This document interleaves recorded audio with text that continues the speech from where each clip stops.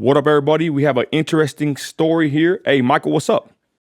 What's going on, man? How you doing? Nah, pretty good. I'm pretty good. How are you? Good, man. Good to see you. Yeah, ladies and gentlemen, we got an awesome story here. This gentleman right here, survived Arizona prison, right? So before we start with the story and how he basically made a fortune, right? I would say, or you are in the process of that currently, right? From Yeah. your previous situation. Give a quick introduction as to who you are, Michael. What's up, everybody? My name is Michael Bryant. I'm born and raised here in Phoenix, Arizona. I spent 7 years in the Arizona Department of Corrections. I went from 4 yards, 3 yards, 2 yards, and I had a pretty unique prison experience, which is what I'm here to share today with Nino and all of his viewers. Awesome, bro. So let's. I like to get to the beginning with everybody when we start. These interviews, bro. Where were you born and where were you raised at? Okay. I was born here in Phoenix, Arizona, in a part of town called Maryvale, which is now a very rough part of town. But when I was actually born there, it wasn't that bad. Um, I've been here pretty much my whole life. The only time I lived outside of Phoenix was when I was in prison. And as soon as I got released, I came back to Phoenix. So this is my home. Bro, Maryville, my buddy Lazy Dubs from there. You know who that is? No, but I did when I first met you and we started talking. I saw his videos on your channel, so I actually started following him Wow. in some of his videos. Yeah. Awesome, bro. So real quick, Maryville, you said it was good at one time, and I guess it took a nosedive as far as it's like every city in America. I think Yeah. we're all kind of going down the bad path at this point, but that's neither here nor there. But you're saying that city at one time was a nice part of town. Yeah, it's not really a city, it's a neighborhood Oh, or a a neighborhood. I'm part of sorry. Phoenix. Yeah. Yeah, and it's definitely right now, it's a very, very rough area. When I was there, I lived there from the time I was born. I was born at Maryvale Hospital, and then I lived there till I was probably 7 or 8. It wasn't as bad, right? So, I think if people came from another city or another state and they saw Maryvale back then, it definitely wasn't the hood or it definitely wasn't the projects, whereas now, it's definitely a lot worse now than when I was a kid living there. Interesting. Well, shout out Lazy Dub and Maryville, the neighborhood, should I say. So you're born and raised there, and then what happened here? Because you have a pretty interesting story as we're gonna get to, but again, you were you getting in trouble as a youngster, or what's up with that with your upbringing, should I say? Was it normal? Yeah. So I actually had a very, I guess you could say, privileged upbringing. My Okay. parents were both business owners. My mom made a lot Wow. of money. My dad made a lot of money. We had a nice house. My dad was a pilot. He had an airplane. My mom had, horses. We grew up on horse property. And I just, as a young kid, I don't know if I was addicted to adrenaline. I don't know if I was just trying to rebel. I'm not really 100% sure, but I definitely I went down a really bad path at probably around 12, 13. Started, sneaking out of the house, started doing, and it led to prison. So my story is, I guess, not like most people where they came from really bad neighborhoods, came from gangs. For me, it was mostly adrenaline and just making really, really bad decisions. And then, the first time I got caught, they didn't really give me a warning. It was just like, "Here's 7 years in prison. Good luck." Wow, that's interesting. So Yeah, they sent you straight to prison at what age? I was 19 when I got caught. And would you get caught for? Would you get sent to prison for? So we got caught for a home invasion. It was a small group of us, usually 4 or 5 of us, would rob dealers, kick in their doors, or, catch them coming from their house to their car or from Oh, their car to their house, tie them up, take all their, and like I said, a lot of it for me was adrenaline. I started out selling, um, and then we started robbing dealers. We probably, I don't know, probably did 100, maybe 200 of them before we finally got caught. And home invasions back then, I mean, even today, it's still a really big thing, but back then they were really cracking down on it. So even though it was my first time, I got 7 years. My co-defendant, he got 9 years because he was already on probation and he already had a felony. And yeah, they just didn't play with it. It wasn't like a 2 year type thing where you get out and do halftime. I went and did the whole 7 years on my first charge. okay. Before we get into the prison situation, I mean, I guess them kind of licks, as they call them, right? They're kind of more, I would say, maybe more profitable, more high risk, and then your target usually is not going to work with law enforcement, right? Because this is all like backdoor, kind of situations, correct? Yeah, absolutely. It's definitely high risk. The same best friend I just told you about, who got 9 years, he actually got shot in the stomach on one of the licks, and it went all bad. He got hit with a 22, and it was funny because we were in the car, racing to the hospital. We had the other homie driving, and me and him are in the back seat, and he's telling me he got shot, and he's telling me he can't feel his legs, and his vision's starting to get blurry, and I'm freaking out because I've never been in this kind of situation before. So I ripped his shirt off, and I'm trying to find a bullet hole, and there's no blood, there's no bullet holes, and we're rushing to the hospital, and finally on his stomach I see just like a little tiny dot, like an ant bite. And I kind of poked it, and I was like, because I was talking, like, bro, you're acting like a bitch, like you didn't get shot, you're tripping. And I was talking big to him. And I finally find this little ant bite, and I kind of poked it, and I said, "Is that it?" And he kind of like, shouted, and that was it. So we got him to the hospital, and what we didn't know, especially because I mean, I was probably 16 or 17 when this happened, maybe 18, and it was a 22 that he got hit with, and we just didn't know that, like, that's actually a very dangerous round because it Yeah. goes in and it stays inside of you. It doesn't, like, really, if you get shot in the stomach, you want it to go in your stomach and out your back. What it did is it went into his stomach and it bounced and it hit like his liver. It hit, Whoa. it ate a bunch of his stomach lining, like his intestine, and when it had gone in, it had cauterized itself, so that's why there was no blood. And we got him to the hospital in under like 5 minutes. But they told us later on that if we hadn't got him there that fast, he was dead. He was bleeding from the inside, like he had a ton of internal bleeding. And he went in. He was probably 180 when he went into the hospital. He came out of the hospital a few weeks later, maybe weighed 110 pounds. He probably lost 60, 70 pounds, and it was just, it was a real eye-opening experience because he almost died. And me and him are still best friends to this day.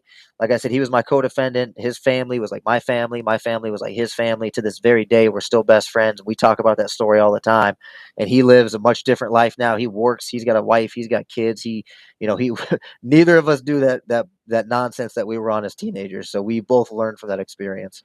Interesting, man. That's pretty wild. But yeah, Yeah. I just know that kind of them kind of dealings. Whenever you're robbing people like that, it gets pretty it's pretty risky, like I said. But I digress. So you catch a charge for 7 years, right? And I'm gonna ask Yep. about your background because you are what's your ethnicity, if I may ask. My dad is black and my mom is white. So I took after my mom. I definitely look, if you were to see a picture of my mom, I look exactly like my mom. But my dad he's full black and my mom is full white, like French, Irish white. But I look Mexican or Puerto Rican or Arabic. I get all kinds of stuff. And let me ask you this: how did you grow up? I mean, was it more? You grew up with your mom and dad in the household, correct? So I grew up with my mom and my dad until I was about 4, and then Okay. my mom and dad separated. When I was about 7, my mom married my stepdad, and I was raised by my mom and my stepdad from the time I was 7 until the time I was about 16. When I kind of just like left the house, I ran away, and I was on my own from the time I was 16 until the time I went to prison. Okay, 10-4. So the fateful day happens. You catch the charge. Were you shocked that they sentenced you to prison? I guess first time offender. I would say. What was going through your mind when they sentenced you? Sentencing was a really rough day. I had already been in county jail for about 13 months. County jail is horrible. County jail is far worse than prison. I would rather do 5 years in prison than do 3 years in county jail. County jail is a Hey, nightmare. Michael, But I spent, Michael, I hate to cut you off, yeah. but real quick, talk about that because everywhere from California, every place I hear, even in Texas, they say that they'd rather go or catch chain, and it's interesting you say that. Can you touch on that real quick? What did you not like about being in county jail compared to being in prison? Because this is the same thought process. Many people say that they can't wait to catch chain. Go ahead. So county jail is just it's a whole different world than prison, right? In county jail, nobody knows how much time they're getting. Everybody is there fighting their court case. So for me, for example, I got hit with an armed robbery, aggravated assault, kidnapping, multiple burglary charges, trafficking stolen property, and I'm getting told by OGs, dudes who are in county, hey, you could get 10 years. And then a different OG is like, nah, it's your first time, little homie. You're going to get 2 years. And so nobody knows how long they're getting. First of all, that creates a huge amount of stress. Everybody's stressed out. And it's just a really high tense, atmosphere that you don't want to be in. The food in county jail is horrible. It's slop, right? I'll see if I can go online and find a picture of Maricopa County's food, because in fact, our sheriff, his name was Sheriff Joe. He was famous across the entire nation as Man, being, yeah, he was the most strict sheriff in the country. bro, So we you're in wore his when we were, jail. You were in his jail. yeah, yeah, yeah. Oh I did my damn. whole county time in LBJ is known as Lower Buckeye Jail. Okay. We have Fourth Ave, Towers, Durango, and LBJ. And then Estrella, which is for the females, and then Tent City, which is for like the misdemeanor charges. Um, Oh. I, yeah, I was in LBJ in a prison pod. So in a prison pod, pretty much everybody's going to prison. We wore pink underwear, pink socks, pink blankets, because it was his way of like trying to Bro, demasculate, bro, demasculate the prisoners. bro, okay, Yeah. bro, I did not know this, so we're gonna touch on this a little bit, bro. My bad, Okay. because that guy's legendary, bro. I ain't gonna lie, I kind of like Yeah. him. I kind of like this. He's a hard ass. You know what I mean? Yeah, he's a hard ass. And let's be honest, bro. Yep. If you go to jail or prison, you did something. You know what I mean? That's how I look at Yep. it. And I understand you probably would agree, because hey, we're both businessmen, we're change men, and that's just how it works, right? Send the knuckleheads to prison. They don't want to listen. It's like my brother and my friends. They don't want to listen. They got to go somewhere. But I digress. Yep. So that was your sheriff, bro. That guy's like infamous right now. I mean, I Yeah. think, right? But how did it feel, bro? Or what was the sentiment of the prisoners being under his watch and then having to wear pink underwear, bro? Yeah, so Sheriff Joe, to say that he was hated would be the understatement of, the Whoa. decade. The inmates in Maricopa County despised Sheriff Joe, right? Because it wasn't, to be honest, it wasn't the pink. Like none of us really cared too much about the pink blankets or the pink underwear. At It all. was the food. Yeah, it was the food. The food is it's inhumane, and it is horrible. It's just slop. You get fed twice a day. So in the morning you get what they call a Ladmo bag. It's just a big plastic bag with a bread roll, a little cup of peanut butter, some bologna, a milk, some cookies, galletas, like the galletas de Mexico, like the Mexican cookies, Yeah. and that's your breakfast and your lunch. And then at night they would bring us trays, and the trays have slop, broccoli, a bread roll, and a donut. And the donuts are greasy. And when I say greasy, we used to take a toilet paper roll, like the inside of the toilet paper roll, the brown part, and you would set it down and put the donut on top of the toilet paper roll and let it sit there for about 2 hours. And the toilet paper roll would absorb all of the grease. So when you pick the toilet paper roll Wow. back up, yeah, like the whole toilet paper roll is now like a grease toilet paper roll. But that's how we would clean the donuts, like how you'd get all the grease out of this. It was nasty. It was real nasty, man. But when you're in there for 13 months, you got to eat. Like you just have to eat. So it was rough, man. County jail it sucks. And then on top of that, there's no sunlight, right, in the county jails. You don't go outside for rec. They have a rec yard that's attached to the pod in LBJ, but when you go out to it, like we were up on the third floor, and the rec yard is up there with us on the third floor, but the walls are 40 feet high, and then the ceiling is 42 feet high. So you'll have the walls right here and the ceiling right here, and you're way down here, and then there's metal cages between the wall and the ceiling. So you don't ever actually get to see the sun. It's really hard to explain. Like I'll see if I can find a picture, but you don't see sunlight. So I spent 13 months in there, and when I finally got to prison, and like I'm already really light. Like my complexion, I'm real light. When I got to prison, I looked like a vampire. Like I got sunburned. Like it was rough. Wow, bro. And I would say, yeah, without having any light, I mean, that's like gives you vitamins, the sun. Yeah. Yeah, the Wow. only time we would get light is going to our court hearings, and that's another thing that's real stressful is you go into county jail and you go to court, and then when you go to court, they just tell you like, hey, your next court hearing's in 6 weeks. They don't give you any update on your case. You'll talk to your lawyer. You're just another number. So they give you a piece of paper, tell you your next court hearing's in 6 weeks. Either the prosecution offered you a plea agreement or they didn't offer you a plea agreement. And going back to my sentencing, I signed a plea agreement for 5 years. But when the judge got my paperwork, they gave me the aggravated maximum because we were running wild, and the judge was like, "These kids they're tripping, they're menaces to society." So he gave me the aggravated maximum, which was 7 years. So I was in shock. I thought I was going to get 5 years. Shoot, even 5 years is a long time, but yeah, dang, 7. Okay, so Yeah. man, that's just crazy, bro, about the jail. So you said that they hated Joe, right? Like he was just. Oh yeah. Did you ever see him? No, and I imagine if Sheriff Joe ever did, like, I think he used to go through Tent City, which was also a really famous jail in the Yeah. United States because it was a lot of tents that were outside.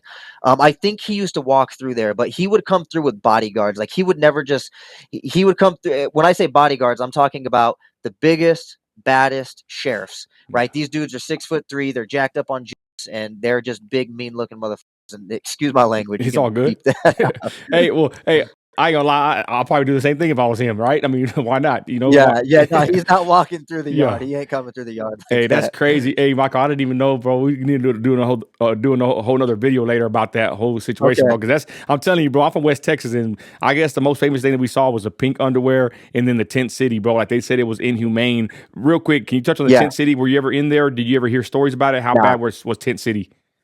So I never went to Tent City. Obviously, when you do time, you meet a lot of people who have done time in Tent City. I just know they were really big tents. I know there's a lot of video out there. So here in Phoenix in our summers, an average summer day here is 117 degrees. So the heat is the big problem. When you're living in a Whoa. tent, it's 117 degrees outside. And the people who are in Tent City, for the most part, it's like the lower level offenders. This is people who've got like DUIs or charges, and these also tend to be the people who have like hotheads, they make a lot of dumb decisions. They're young. Whereas the people who do more lengthy sentences, they tend to be the people who are more laid back and calm. So Tent City was a lot of fights, a lot of just nonsense. It would not have been a place I wanted to be for sure. So I guess more of this a lower level offender, so they're not really like you said, they're like Yeah. more buck wild. Okay, so you catch Yeah. the chain and you get to 7 years, bro. What happens next? Can you explain your the process and what happens when you go to prison? Yeah, so once you get sentenced, you go to an intake facility. Here in Arizona, no matter where you live, if you live up north, down south, out east, or west, you're gonna go to excuse me, you're gonna go to Alhambra. Alhambra is Arizona's intake facility. It's miserable.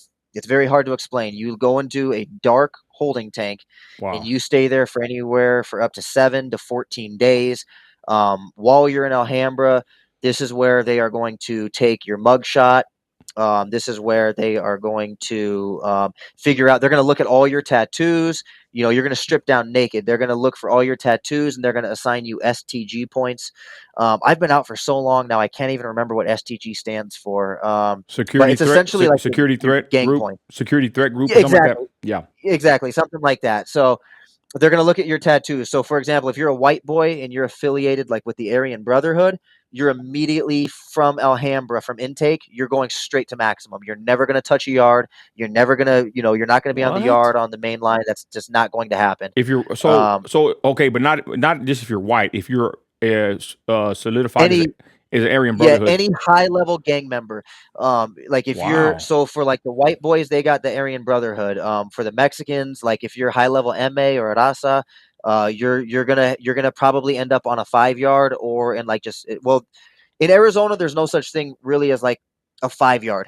We have SMU and Central Unit, which aren't yards. These are just lockdown facilities. So like there is no yard. There's no like you're not getting outside and like working out with other people. That's not that on a 5 yard. You're in 23-hour lockdown. Okay. Um, yeah, the highest yards in Arizona are 4 yards, and that's the highest place you'll be able to go outside and like interact with other Okay. people. Michael, let me just ask you before you even go further. This is pretty interesting. I want to dissect this real quick because we watch a lot of prison videos, especially from California. You're like one of the first ones I've seen from Arizona, and Cool. well, you're not even really a prison channel. We'll talk about that in a minute, right? Basically, but what's the difference between California prison? I don't know if you even know or if you watch the videos like I do, but the California prison, the way it's structured and the way they're laid out, and even with the gangs compared to Arizona, can you compare those two if possible? Yeah, I do watch a lot of videos on California prisons, and one thing I can say is right off the bat, California prisons are going to be a lot more like the movies, right? Okay. So when you see movies like Shot Caller, or whatever other prison movies are out there, those are usually based off of California prisons. California prisons, for sure, 100% are going to be um, a lot more dangerous, a lot more violent than pretty much any other state's prisons, right? Not just Arizona, but California. They've got some pretty serious prisons. Why do Now, you? I've never done time in California. Go ahead. Well, I was gonna say, why do you think they're more dangerous over there compared to any other prisons? Because I've kind of heard that also. But I mean, Texas too is rocking from what I've heard. But why do you think they're more I've dangerous in heard about Cali? Texas too. Yeah, go ahead. Why do you think they're Uh, more dangerous over there? California. So the politics in California are actually very, very similar to Arizona's politics, right? From what I've heard. Um, Here in Arizona, we have 5 races. That's how our prisons are separated, right? You've got the blacks, also known as the kinfolks, right? That's in prison. I run with the blacks. You've got the white boys. You've got the Chicanos. Chicanos are Mexicans from America. You've got the paisas. The paisas are Mexicans from Mexico. And then you've got the chiefs, right? Or the Native Americans. Wow. Those are the only 5 races in Arizona prisons. So if you're Japanese and you go into prison here in Arizona, you just pick a race. Like you can really run if you're Japanese and you want to come into an Arizona prison and run with the white boys, you can do that.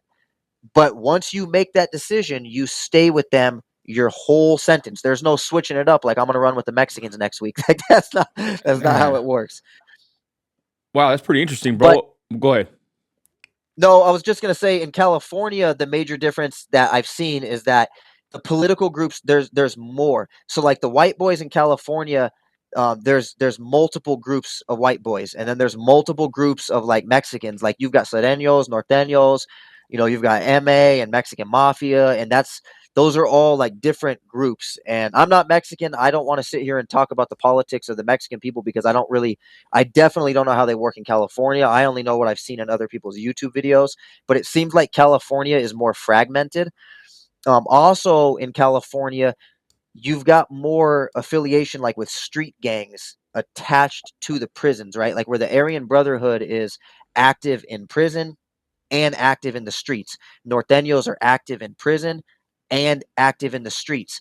Whereas here in Arizona, our prison gangs are just prison gangs. When dudes get out, like the It's affiliation over. between prison and streets, the crossover is not as heavy as it is in Wow. California. That would be my idea on why there's a major difference between California and Arizona prisons. Hey man, thanks for explaining that pretty well. Let me ask you this question before we go any further. SPM.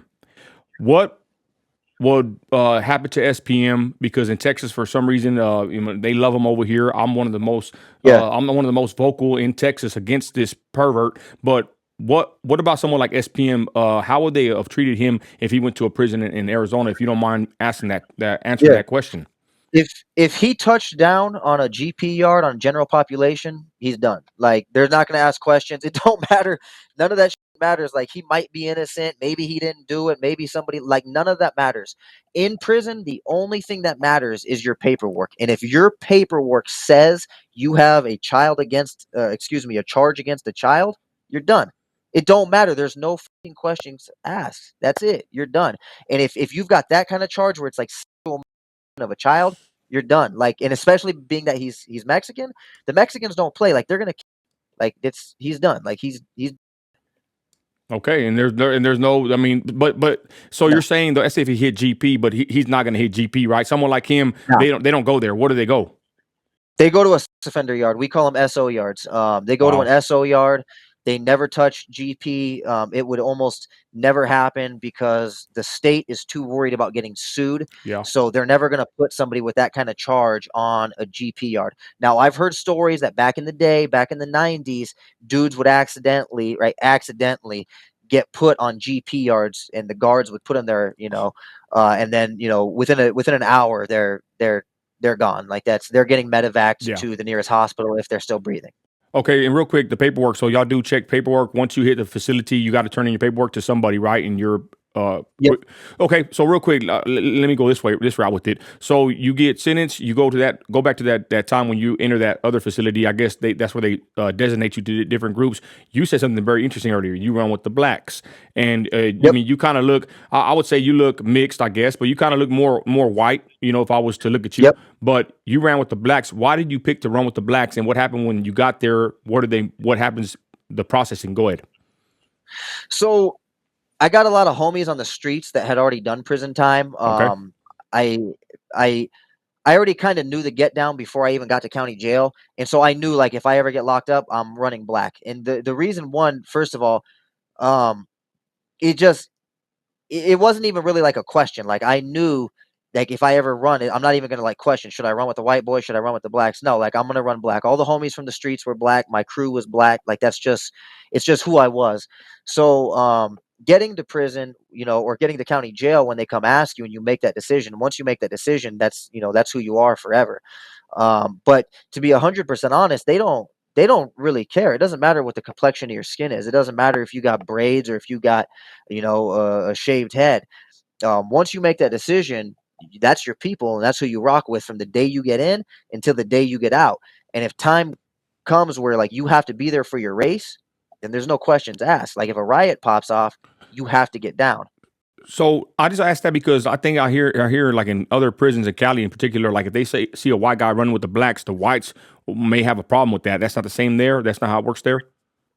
It No, there's actually, even in Cali, like in Cali, if I went to prison, I'd run with the blacks, and the white boys Okay, really, they can really can't do they can't nothing do nothing. about it. Okay, There's a white dude here in Arizona prisons. He's real well known because he's doing like 25 years. He's got blonde hair, blue eyes. I knew him. I'm not going to say his name. I was on a yard with him way back in the day, yeah. and he's doing a long sentence, like 25 years, something crazy like that.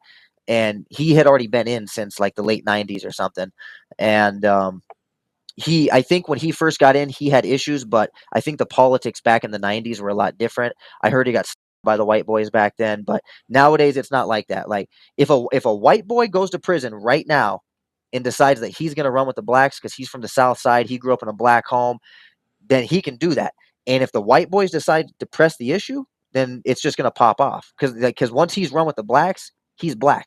And the brothers are going to look at him like he's one of us. So if Wow. the white boys press the issue, we're going to come together to defend homie. Like that's just the way it works. Okay. And real quick, do they have Bloods and Crips in Arizona? Yeah, there's definitely Bloods and Crips in Arizona, but once they get to prison, that shit They gets don't. squashed right off the bat. Oh, so they don't even have like the Blood and Crip card or nothing. It's all under just the black No. umbrella, for lack of better words. No.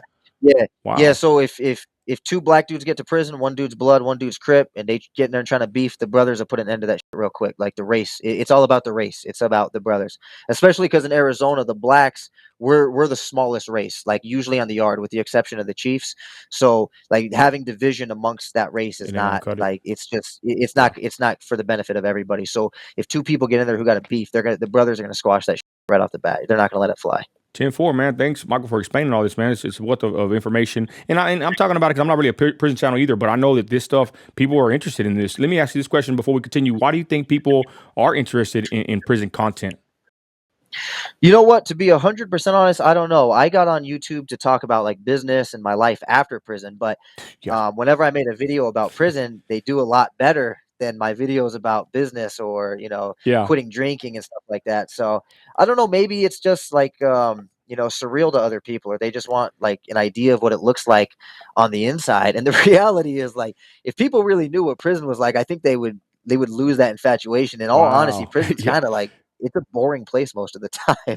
Hey, and it's depressing, I bet, and everything, right? Because I remember I got locked up Yeah, in county, and I hate the feeling of the dread. I wanted to ask you about it in a yeah. minute. How does it actually feel in prison? But we'll get to there in a minute. But I just when I got locked up, in county, I felt like suffocation. It stinks. Like I can't. The thought that I just can't leave, like it's so crazy. It messes with your mind, right? Being locked up, I think, It and does. and and that was enough to scare me straight. But I digress, man. We're going into the weeds here, but let's continue, bro. So you hit that facility. They segregate you to your group. Talk about that time, and we'll continue there. Sorry about that.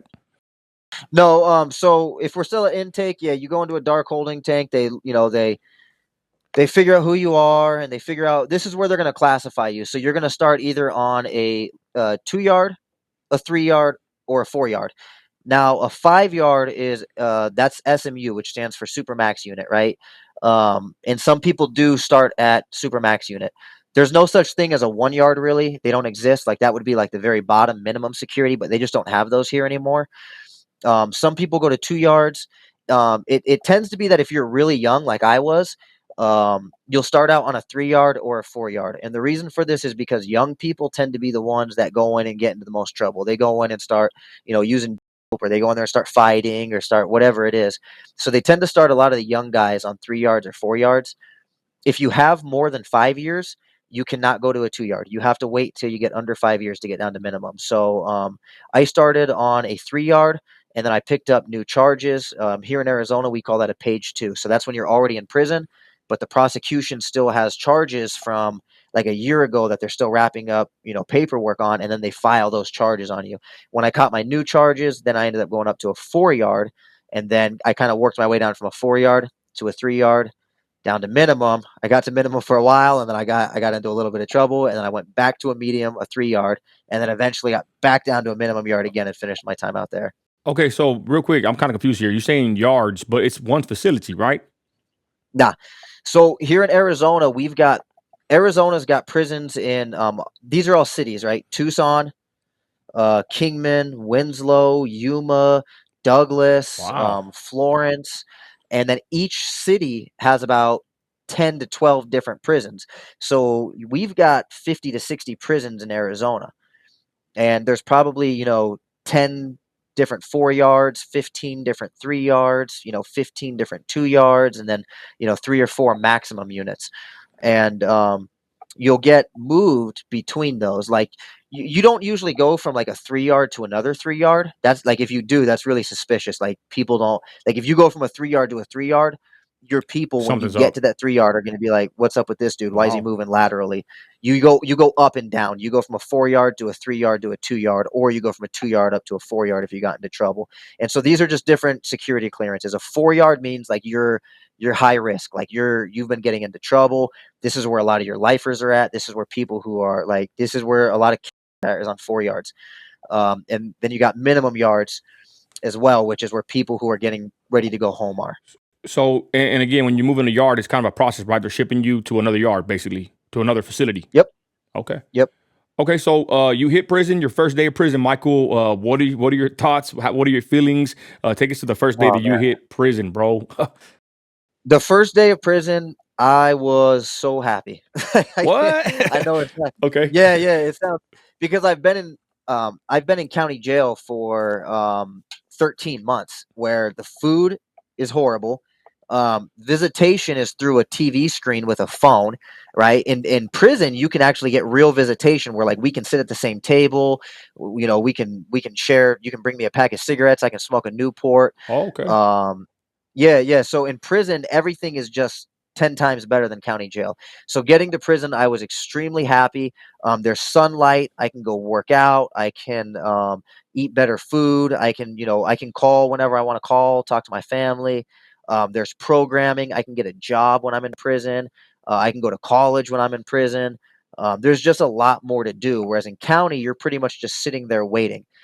So when I got to prison, immediately you're going to run into people, right? People you ran into in county. So I ran into a couple of the homies, and as soon as you get there, your people will take care of you. They'll give you all your hygiene. They'll give you your, a couple soups, whatever you need, and then you start programming, right? Like you either are going to get a job, or you're going to start working out, or you're going to, get into class, maybe do some college, maybe you're going to do a little bit of everything. Or you're going to be a knucklehead and go, get into the scene, start gambling. You just have a lot more things you can do in prison. Okay. Michael, can you tell us, is it like the movies? We see all these movies. We're infatuated with these movies, American Me, Blood In, Blood Out. Is prison like the movies? Nah, nah, not at all, man. So prison is think about it this way. 99% of the time, prison is like recess for grown men, a bunch of dudes hanging out, Yeah. playing spades, playing dominoes, gambling. And then 1% of the time, it pops off, gets crazy, if the yard gets locked down, and then the next day it just opens back up and people are back, to their routine. So, but what the movies do is they take that 1% of the time where shit's crazy, and they make that seem like the norm, right? Like they make it seem like dudes are in there getting stabbed every day, dudes are in there getting raped every day, dudes are in there, and that's just not the case. That's not how prison is at all.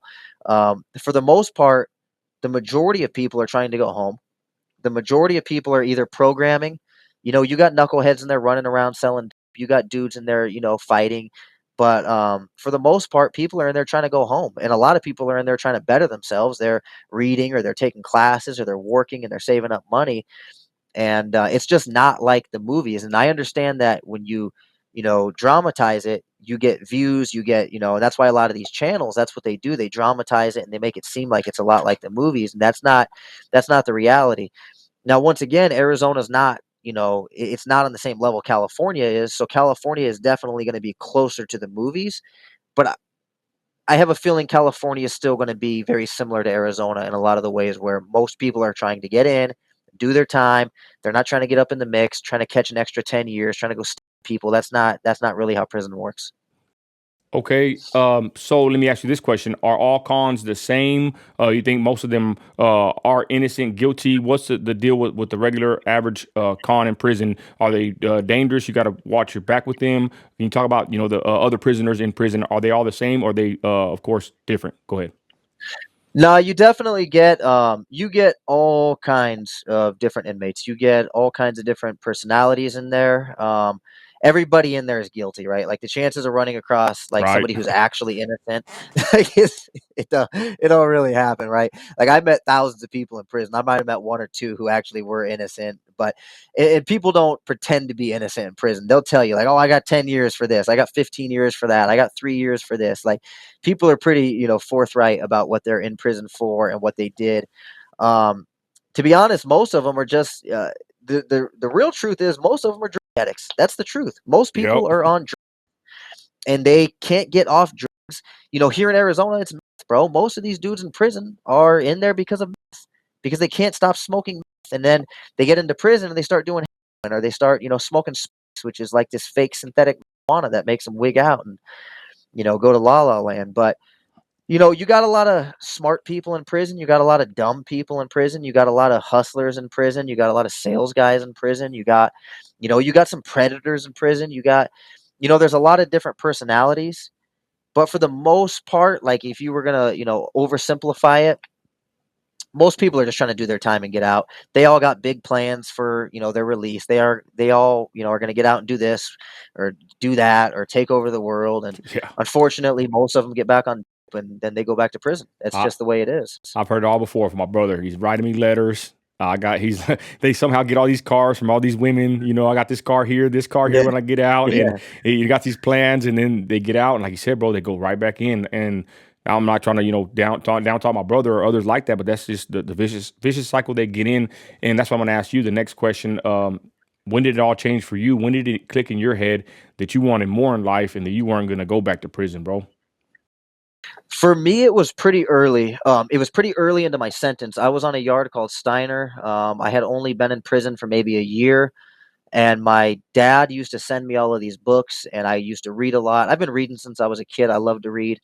And my dad sent me a lot of books, and I don't know, man. One day something just clicked, and I had a daughter. She was a year old when I went to prison, and Steiner, in fact, was that was when I first got to visit my daughter, because it took a long time to get her approved for visitation, and so maybe that's what made it click was her coming to visit me. But I just decided. I said, I don't want to do this anymore. I don't want to get out of prison and just keep coming back in. Um, so I started studying, I started reading, I started changing the way my brain worked. I understood that the human brain is a computer and you can reprogram it, you can rewire it, you can Hell write the yeah, code and you hell can make yeah. it do whatever you want it to do. So for me, that's what I started working on was reprogramming my brain to be a completely different person.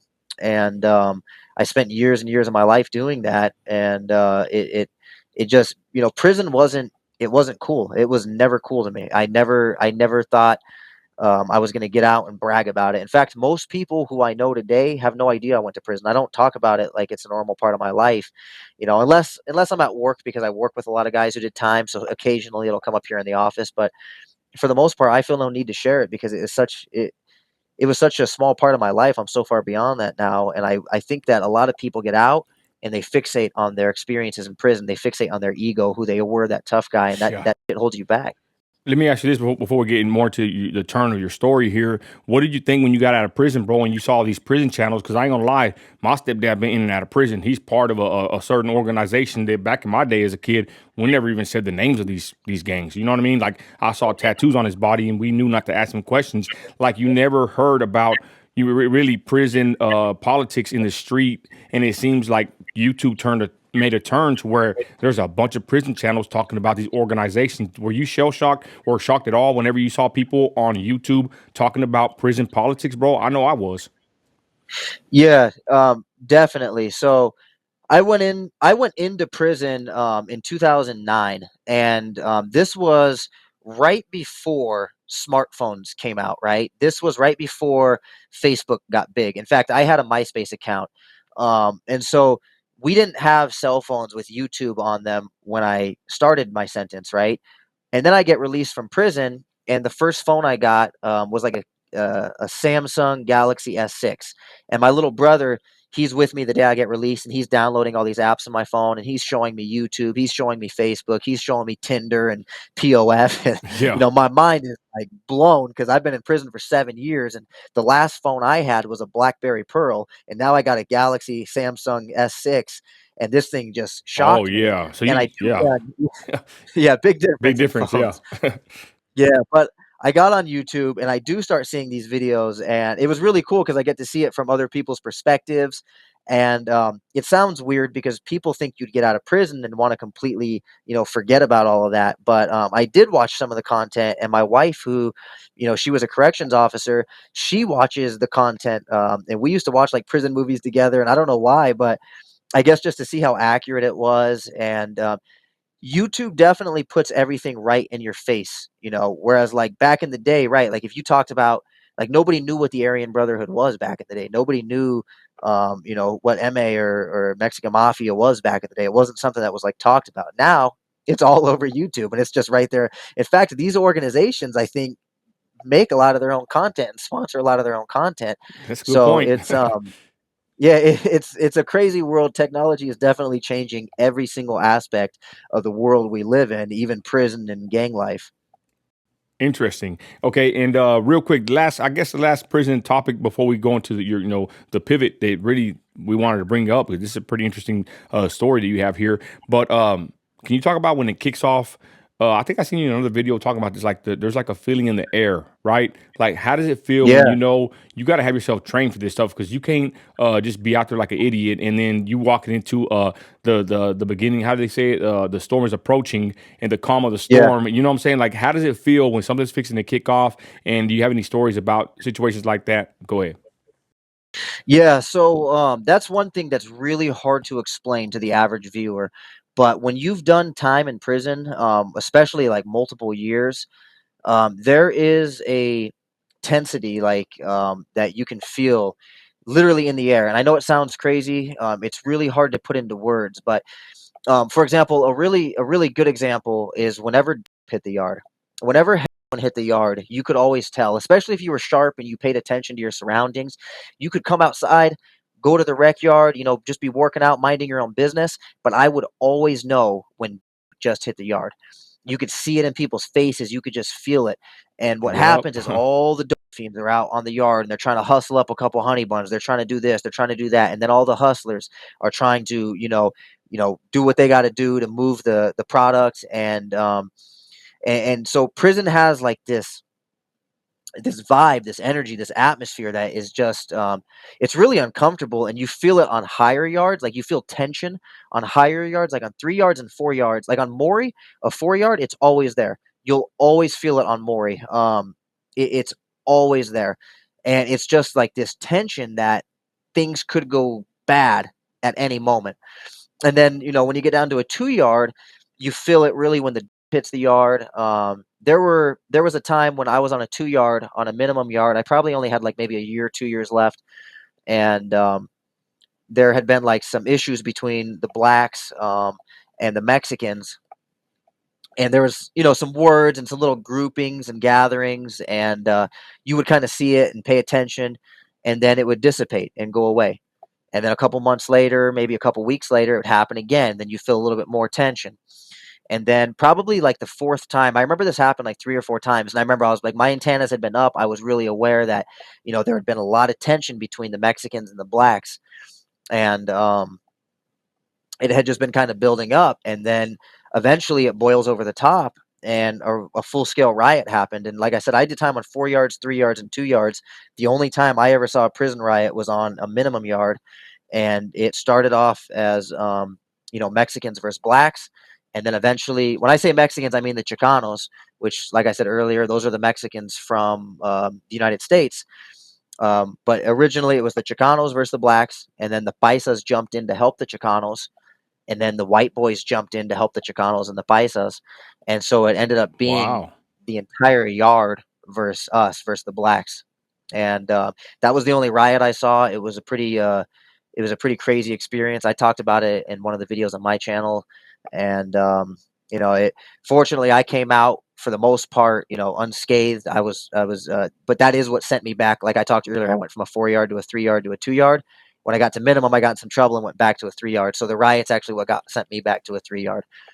Okay. And the way it works is if you're Mexican and a riot pops off and the Mexicans are involved, you have to, like, it ain't no question, like, maybe I can just sit on the sidelines and watch. Like, if you sit on the sidelines and watch, the next day Yeah. your own people are going to come up to you and they're going to they're going to teach you a lesson that you'll never forget, and it'll have been a lot worse than any beating you would have gotten inside the riot. Hey Michael, let me ask you, how did you survive that riot, bro? Sticking and moving, because I remember we got into some out here in the street, and it takes a kind of skill to fight a big old group of people. You gotta stick and move, and whatnot. How did you end up surviving the riot, bro, without getting escaping unscathed, for lack of better words, bro? If you can share, please. Yeah, so it was a little bit different. There wasn't too much I guess sticking and moving, because the way it worked was it happened real early in the morning, and it was a line, like it's hard to put into words, but like the blacks, our race, we had formed a line, right? And then the Mexicans had formed a line, and so we were on the front line because you're young, you're in good shape, like you got to be on the front line, like Yeah. there's no questions asked. Um, and the Mexicans had a line, and then the cops, like the security guard, the COs, they got in between us, right? And they're trying to like prevent it from happening, because at this point the riot hasn't actually happened yet. It's just like it's getting ready to happen, and the COs are in the middle of us, and they've got their sticks out and their arms are out, trying to prevent us from getting to each other. But what kind of happens is like some skirmishes, right? Some very small skirmishes happen. Like maybe one dude broke through, and they fight for a second, then the lines break apart again. And then what happened was people started throwing things back and forth. Like we have locks in prison, so you take a lock, put it in a Whoa. sock, and Golly. then you're throwing them. Yeah, and so these things are flying back and forth, or people will take water bottles and they'll fill them up full of rocks, and then they'll tighten the cap on it, and they're throwing those back and forth. And so there's a lot of projectiles going back and forth. And I shared this story on my channel. This is a minimum yard where there's dorms. There's 10 dorms. Every single dorm has 2 fire extinguishers, and these are like big ass fire extinguishers. Yeah. And the only thing separating us from the fire extinguishers is little pieces of glass. So you can imagine the inmates, just busted the glass, pulled the fire extinguishers out, and while the lines were still formed, these fire extinguishers are getting thrown back and forth, and these things are huge. And I remember I prayed. I said, Lord, like, Golly. please, please do not let me get hit in the face with a fire extinguisher. Because I got like a real strong imagination, Yeah. and I just imagined what the impact of a fire extinguisher to a face, like Ooh. that's going to break bones. These are big fire extinguishers, not like little tiny fire extinguishers.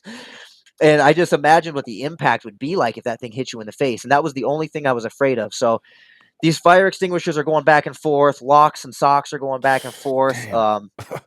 And the lines are still formed. Eventually, the guards, they just get out of there, because there's like Yeah. 9 guards. There's 100 black dudes, maybe 150, 200 Mexicans. And then the other races started to join in later. But the guards just get out of there. There's 10 guards, 8, 9 guards. They're not you can't stop this. So they Yeah. just get out of there. And then that's when the fight starts happening. So what would happen is the fight would come together, and everybody would just be on the front line, just, and you're there, like you got a black dude on your left, you got a black dude on your right, or for me, I'm, my people are on my left, my people are on my right, and you're just punching the dude in front of you.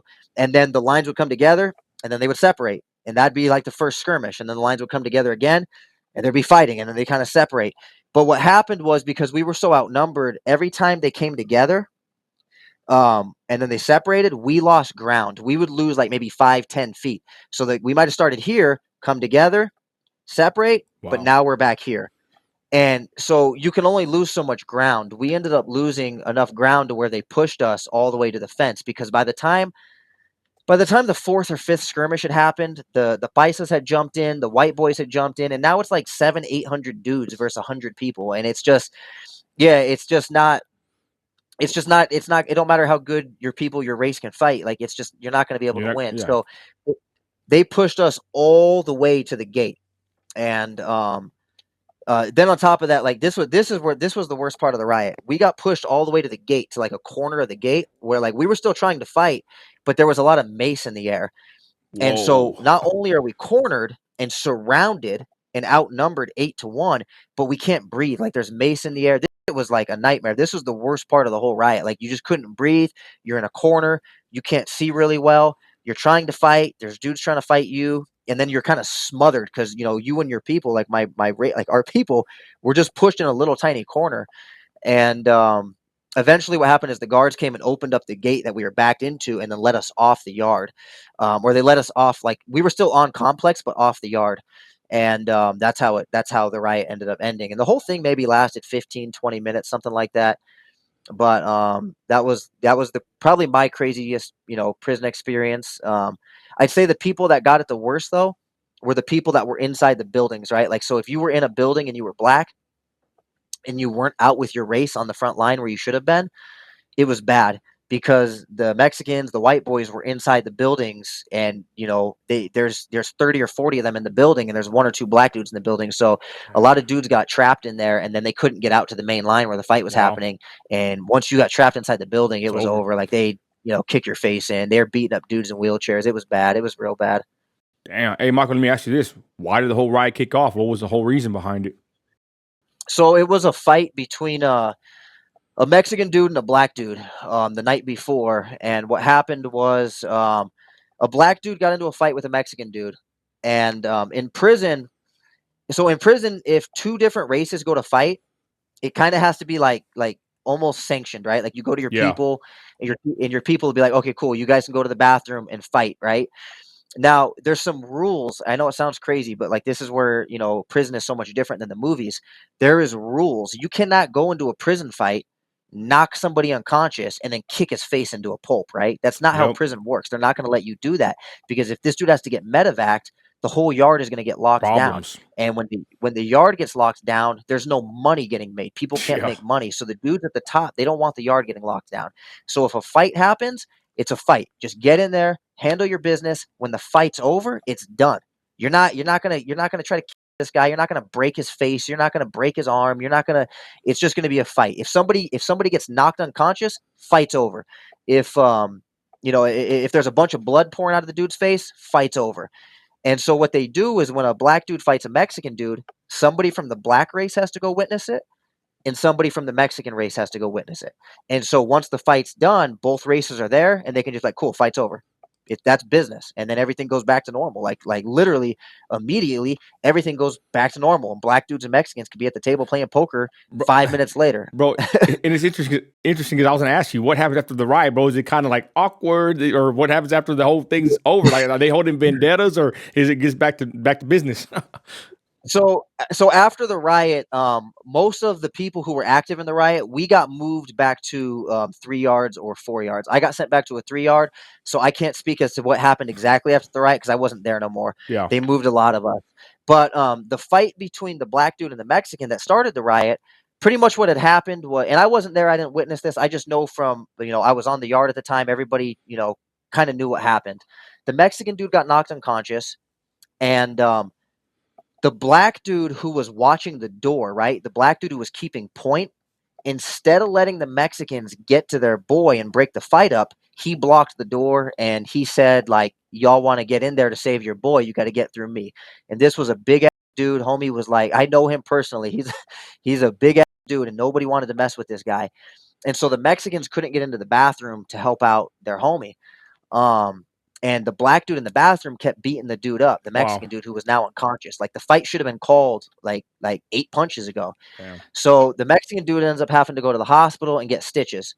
He comes back to the yard the next morning, and the Mexican dude and I are actually still homies to this day. I'm not going to say his name either. We're friends on Facebook, but The other problem was he was the head of the yard. Like he was like, kind of high up there for the Mexican dudes. And he comes back from the hospital. He has like some stitches in his eye, I think. And he didn't know what happened because he was unconscious. He thought he just got knocked out. So he goes up to the black dude. He shakes hands with the black dude and he goes, "Yo, we're good. Beef, beef is squashed. It Yeah. is what it is." That's how prison works. Well, 15, 20 minutes later, the other Mexicans pull back up on the Mexican dude and they're like, "Yo, homie, like, you didn't see what happened. You Damn. got knocked out. The black dude blocked the door. We couldn't get to you. That's a violation. So the Yep. blacks need to run him off the yard. That dude violated. They need to run him off the yard." So the Mexicans come to the blacks and then they tell the blacks like, "Yo, you got to run this dude off the yard. He violated. That's you can't be doing that shit here." And the blacks were pretty much like, "No, we're not running him off the yard. If y'all want to do something about it, do something about it." Wow. And that's pretty much how the riot started. And it was something over. The funny thing was the original fight was literally over like two dudes, like I think bumping into each other, and one dude was just in a bad mood and said something kind of disrespectful to the other dude, and that's how the whole thing started. And that's all I kind of get to, like, was it even worth it? But I digress. But we're coming up Yeah, to an hour. I want to get to the main story here. Thanks for sharing all the prison, yeah, tales. We probably didn't do a part two, but Michael, you're in prison. What happens with this money making? I don't know if it's a scheme or what. Can you touch on that real quick? I mean, this is pretty crazy. Go yeah. ahead. What happens with the? I'll Go try ahead. to make I'll try to make it short. All So, good. a lot of people don't know that private companies can actually contract with prisons to hire inmates. And so what happened was this marketing company on a minimum yard decides to start hiring inmates, right? And my homie comes up to me and he goes, "Yo, this company's hiring. You should come, give it a shot, come apply."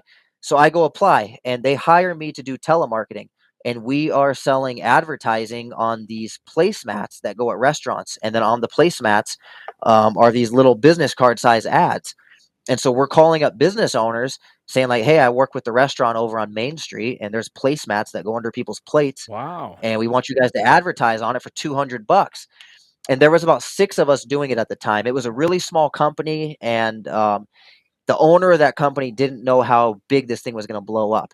So we start getting good at sales. We hire, more people, more inmates get in there. I'm in the first six people. Then it gets to 10 people, then 15, then 20. And then a couple years later, maybe not a couple years, maybe like 18 months later, we figure out, hey, what if we put a TV inside of this place instead of a placemat? Now, instead of selling 20 ads, we can sell 40 and we can raise the price from $200 to $300 because it is digital. So our profit Man. margins go up 50%. We can sell more ads and we grow the sales team from 6 people to about 70 people. I got promoted to the trainer. So I'm in charge of training everybody. Um, my homie ends up becoming the number one sales rep. Now, at this point, the owner of the company, he wants to find a way to incentivize the inmates to sell more. So he goes to the prisons and he has a lot of pull with the prisons because the prison makes a lot of money off of this But too. he's not in prison, right? He's not in prison. He's No, out of no, no. prison. He's a civilian who owns a business that just hires Okay. inmates. And y'all, hold And on real so quick. Hold on real quick. So are y'all having meetings? Are y'all having coffee in the morning? Like, how does it work that y'all yeah, are working in the prison? Like, how does that work before you yeah. go to? Go ahead. Yeah, so we have a call center on the prison yard. I mean, this thing What? is right on the yard. Damn. We have coffee in there. We have computers in there. We have very limited access, right? Like I can't just get on Yeah. YouTube and go watch videos. I can't. We have very limited access to what we can see, what we can't see. But we have a dialer, and we just call businesses all day, and we drink coffee, and we have fun. Like it was a lot of fun, and we're making money. What the So damn? the way it works is he pays the prison minimum wage, which back then is $10 an hour. The prison pays us $2 an hour. So the prison's keeping like $8 an hour. Now keep in mind, this is like 10, 11 years ago. The numbers are a lot different now because minimum wage here is like $12 an hour and they pay the inmates $3 an hour now. But the prison makes X dollars per hour per inmate. So if you've got 20, 30 inmates working, the prison's making hundreds of dollars every hour, if not thousands. And so the prison likes this guy because they're making a ton of money. So he goes to the prison and goes, "Hey, listen, I want to incentivize the inmates. I want it so they can sell more. I want to give them commissions." And the prison's like, "Okay, cool, as long as it's a small commission." So they start giving us 5% commission. Well, what happens is we start getting good at sales. We start selling TV ads that instead of $200 or $300, we start selling them for five, six, seven, $800, and then we start figuring out how to give them bundled locations for $5,000, and our commissions grow to the point where some of us are in there making seven, eight, $900 a week in prison on top of our hourly pay, Man. and it kind of gets out of control after a while. My homie ended up being the number one earner. He made six figures a year. He made so much money that somehow a newspaper found out about it. They wrote an article. It's on the news. Um, he's a personal friend of mine, so I'm not going to share his name. I'm not going to share the article. I mean, I don't mind if you share it. I'd ask you blur his face, blur his name out, Yeah, I'm not gonna share it. only I'm not gonna because share it. Go ahead. yeah, only because of his past, but if people wanted to go search it, they can go search it. It is on Google. A newspaper article wrote this story, and he made, hundreds of thousands of dollars in prison. I was making about 60, 70,000 a year, because I was training people. So I was getting a commission on like six, seven people at a time. And then what happened was I got out of prison. I married a corrections officer. My wife and I, we decided we're like, hey, let's just start putting up our own TVs at restaurants, our own TVs at gyms, our own TVs at automotive centers, urgent care facilities, casinos, airports, whatever. And then we start selling advertising on those TVs. And then today we have about 400 TVs. In fact, I'm in my office shooting right now. We've done over $10 million in revenue. This year we're on track to have our biggest year ever. We've got a sales team of about probably 25, 30 people right now. Most of my sales team are ex-convicts, guys like me who did telemarketing in prison, and then they get released and they hit me up. Like if I could move my camera, I would show you, but I'm literally sitting inside my call center right now. I'll get you photos and stuff of my call That's center so fine. you can see. But we employ about 30 people, and we do the same thing we learned how to do in prison. So instead of getting out and selling, we got out and sold advertising. It's legal. Our customers love it. We have a good reputation in the community, and we are helping out other people who get out of prison. They need jobs. In fact, if you're in Arizona and you need a job and you just got out of prison, jump in the comment section. Go to my YouTube channel, hit me up, and I will show you where our office is at. You come in here and apply, and we'll give you a shot. Man, and that's what's up, and that's why I really brought you on, bro. The prison stuff to me is kind of part of it, but like you said, you get views on the prison stuff, but you're not really a prison channel. Or let me ask you, what is your channel? Is it a prison channel? Is it a accounting channel? Business? What is your channel? Yeah, so I'm in college right now for accounting. I'm working on getting my degree in accounting because it's just really important as a business owner, and I love numbers. I've always loved numbers. But I got on YouTube to talk about change, to talk about how people can stay out of prison, how people can have a better, Yeah. life without going back. That recidivism rate is insane, Yep. and I do genuinely enjoy helping people. But what happens is I post videos on accounting or I post videos on finance, and my videos get no views. But then I post videos on prison and my videos get a lot of views. But then I don't want to be in two different niches. I also don't want to make content that I'm not passionate about, but then I don't want to make content that nobody watches. Wow. So I'm in the process of trying to find that middle ground where I guess I can talk about prison and what I learned in prison that helped me get to where I am today. And I can talk about, just different things, life lessons and experiences I've had that have helped me and things that I see because we employ a lot of ex-cons, a lot of guys getting out. And so I see a lot of patterns and I've helped a lot of these guys. I mentor a lot of these guys and it's something I'm really passionate about. So I just have to figure out a way to get my YouTube channel to help people, but also stay interesting at the same time and not just go back to, talking about accounting where everybody's sleeping and snoring in the comment section. Yeah, well, I'll tell you what, bro. Sometimes it's kind of good. This is my quick little, advice here to not really niche down because people that niche down in the end, they're like miserable and they want to leave YouTube because they're stuck in one category. My channel, I do all kinds of videos. It takes longer to blow up, but at least I get to keep my personality and do whatever content I want. So that's just my little advice. I know they say to niche down, but some people say don't niche down. No, don't do it because you can basically keep yourself open to whatever you want to talk about. Just become the personality. But it's neither here nor there. I digress on that. Let me ask you this, bro, because I know as an entrepreneur what it takes to start a business, the feeling you get, the excitement. Were you feeling the same feelings while you were locked up in prison like someone out in the free world, or basically, you know what I'm trying to say? Like, man, you're excited, you're making money, like you're getting an idea. Yeah. You know what I'm saying? Something turns in your brain where like, man, I could do this, or you know what I'm saying? The excitement of an entrepreneur. Did you actually get that feeling in prison? Oh yeah. Yeah, Man, prison was crazy because we were making so much money. Everybody on the yard knew about it. We were I mean, you can only spend $100 a week in prison on commissary. And because we're making so much money, we were maxing our store lists out. whoa, I got food, in prison food is currency. So yep, I'd open up my locker, I got food pouring out of my locker. We were literally millionaires on the yard. And it was crazy exciting, because we're making sales, we're having fun. This is not something that you think is ever going to happen to you in prison, and then everybody in prison knows about it. So everybody's coming up, especially me, because I'm the trainer. So everybody's coming to me, Mike, how do I get a job in here? Mike, how do I do this? Mike, how do I? And it was very exciting. And then especially knowing that I had been studying, I had been in college, I had been reading, I had really just been like rewiring my brain.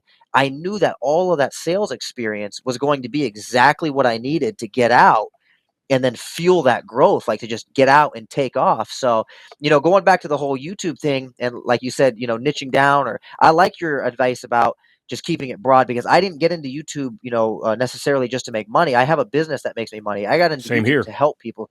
That was some really good advice. I appreciate that. Maybe that's exactly what I'll do. I'll just talk about whatever I want to talk about that I'm makes me telling you, happy. yeah, I got all kinds of videos, bro. But go ahead. I'm sorry.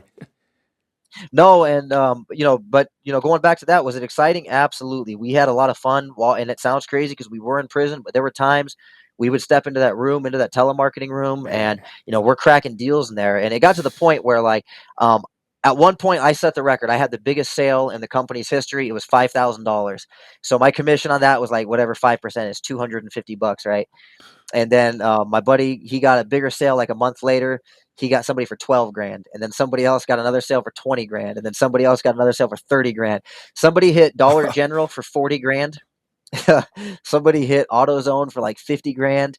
And then the guy I told you about, my buddy, who they made newspaper articles about, he got the two biggest sales. He got one for 50. And then he got these attorneys. Actually, the law group is actually out of Texas. He got them for $75,000, and they sent a check in the mail for $75,000. And we're selling advertising to businesses that had no idea we were in prison. They had I was no gonna idea who they ask. were talking They to. didn't. They didn't even know, bro. And let me ask you this: Nah. how did you convince them like to trust you to even do this? Like y'all sent them to a website, or y'all had the proper documentation or representation? No, man, it's all about how you sound. If I pick up the No phone, way. like you live in Yeah. Midland, Texas. So let's Okay. say Bob's Barbecue is in Midland, Texas, right? And I have Okay. no idea if there's really a Bob's Sell it to Barbecue me. there. Sell it So to if me, bro. Sell it to me. Let's go. But let's say there's Bob's Barbecue, and I call you up and say, "Hey, my name is Mike. I work Okay. with Bob's Barbecue over on Main Street." You're gonna be like, "Oh yeah, I've been there a couple times." Okay, cool, man. We put up a TV. It's got the menu on it. It's got some events for things happening in Midland, and there's some businesses that have ads on the screen. I thought a trucking company would be a great fit. It's $500. What do you say? You want to give it a shot? You tell me yes. You tell me no. If you tell me no, I'm gonna drop the price on you. But for a trucking company to spend $400 to advertise on Nothing. the TV at Bob's Barbecue, it's a no-brainer. If he says no, I move on to the next guy. It's What? that simple. And Hey, these guys bust their credit card numbers out and they give us their credit card. We send them a receipt. We make their ad. You got to realize credit cards are actually the safest way to do business these days, yep. because if somebody does scam you, what do? You just call your credit card and tell them somebody got your card Yeah. number. They give you the money Well, back. well, it's like you said, man. I own a trucking company. I mean, you have to have deductions. You have to have expenses to run a Yeah, company, and marketing's part of it. So, man, absolutely. that's pretty interesting. Let me ask you this: do you have any TVs, or do you have any business here in Midland? We do. Yeah, we have TVs in Midland and Odessa. I've got That's over. crazy. I'll send you screenshots of my map so you can. Yeah, you can put them into the video. But yeah, I've got close to probably 75 TVs in Texas. Texas is our second biggest state behind Arizona. Hey, Michael, let me ask you this. With all this being said, bro, we're gonna wind it down. I promise. But do you think that going to prison was basically beneficial for you, bro, in the long run? Yeah. Yeah, if I didn't go to prison, like I said, my best friend got shot in the stomach. If I didn't go to prison, I either would have gotten shot or I would have shot somebody, and I would have gotten a 15, 20, 30-year sentence. 7 years is exactly what I needed to get my life together. If I would have got 2 years or 3 years, it wouldn't have been long enough for me to, shift my mind. I needed to go do that 7 years. It saved my life. And I'm very, very fortunate. Everything has happened to me. I'm a big believer that God has a plan for me. I'm a big believer that God has a plan Amen. for all of us, and I just trying my very best to follow His plan now. So that's Amen. been something I look back at almost every day of my life, and I'm very fortunate for. Amen. Well, with that, bro, let me just ask one last question. Any advice you would give anybody right now that's maybe on a bad path, maybe in a dark hole in life, that if you can give them a message for someone, just on the down and out right now, go ahead. Yeah, absolutely. The number one thing I would say is don't give up. I think the most important part of getting a person's life turned around is going to be sobriety. I think the dr- the drug problem, the drug epidemic, the fentanyl epidemic, the meth epidemic, the heroin epidemic, it is destroying lives. It's destroying families. It's destroying communities. And stay as far away from as possible, man. I think anybody out there selling fentanyl, man, you deserve a life sentence. If you're watching this and you're Yup. out there selling fentanyl, you deserve a life sentence. You are selling death to kids, and it's this country. The drugs are destroying this country. They are destroying our families, and it is the saddest thing I've ever seen in my entire life. And I wish that I could do more apart from just like speaking, because I have a lot of friends that I've seen, just go down that path and just they can't escape drugs. So if you're in that part of your life where you can't get to sobriety, don't give up. Just keep fighting. I promise you, I've seen a lot of people escape, and I have seen a lot of people get sober. You can do it. Just stay as far away from those drugs as possible. Amen.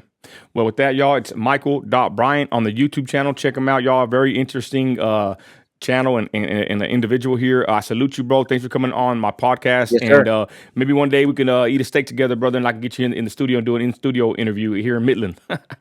Absolutely. I've been through Midland a couple times. I will be there again. I go out there to shoot hogs. Okay. We hunt hogs, so I will be there next year Awesome. to All go right. hunt hogs. Well, everybody's Michael Bryant, y'all. Thanks for watching. If you stay this long, we appreciate you, and we're out. Thanks, brother.